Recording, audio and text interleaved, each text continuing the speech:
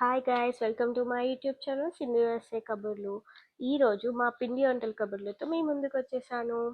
ఇక్కడ యూఎస్లో వీక్ డేస్లో వచ్చిందిగా సంక్రాంతి. సో మా వాళ్ళకి హాలిడే ఉండదుగా ఇండియాలో లాగా.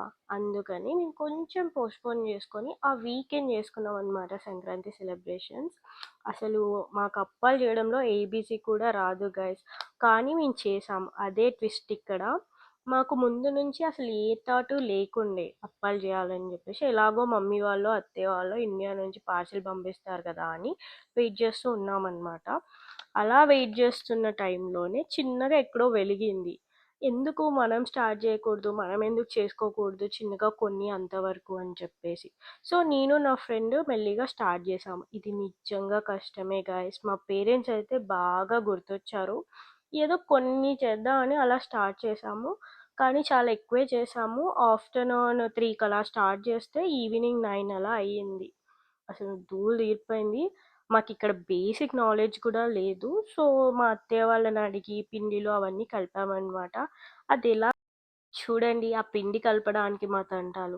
అది ఎలాగో అలా కలిపాంలే, కానీ అసలు అంతా కలిపాక ఎలా వస్తాయి అనేది అది ఇంకొక టెన్షన్. లక్కీగా మా దగ్గర మురుకులు అండ్ కారపప్పాలు చేసే మేకర్ ఉండే.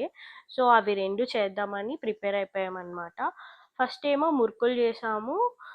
వీటి తర్వాత కారపప్పాలు చేసాము. మేమైతే రౌండ్ అప్పాలని కూడా అంటాము. కారపప్పాలు కొన్ని ప్లేసెస్లో చెక్కలని కూడా అంటారు. మీ ఊర్లో ఏమంటారు? మేము ఇంకా మురుకులని మడగప్పాలని కూడా అంటాము.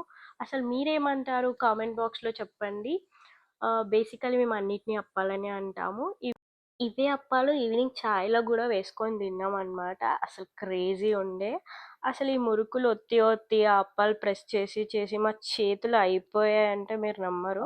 గట్టిగా మాట్లాడితే మేము చేసింది 1 కిలో ఇవి, 1 కిలో అప్పాలు అంతే. కానీ మన మమ్మీ వాళ్ళు ఎలా చేస్తారో కదా, నెలకి సరిపడా, అది కూడా ఇంట్లో పెద్ద ఫ్యామిలీస్ ఉంటాయి, ఇంకా పక్కింటి వాళ్ళకి తెలిసిన వాళ్ళకి పంచి పెడుతూ ఉంటారు.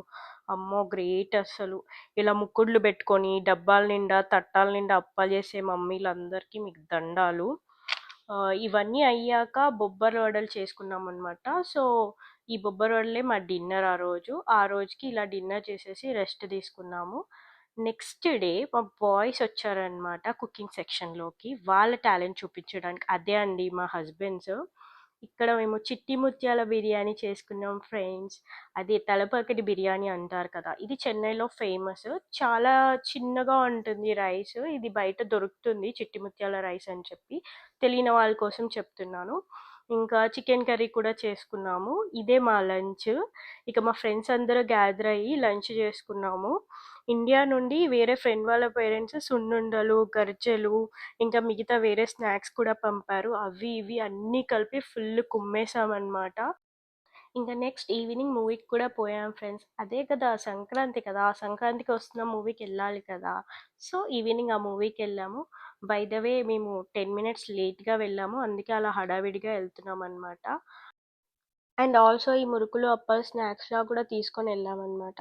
అట్లా ఉంటుంది మనతోని. ఎందుకంటే నాకు పాప్కార్న్ ఇష్టం ఉండదు ఫ్రెండ్స్.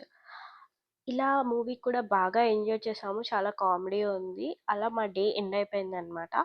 ఇవి నా సంక్రాంతి పిండి వంటలు, ముచ్చట్లు, కబుర్లు ఇవన్నీ విని మీరు ఎంజాయ్ చేశారనుకుంటున్నా. Please subscribe to my channel and please comment, like, share. Bye.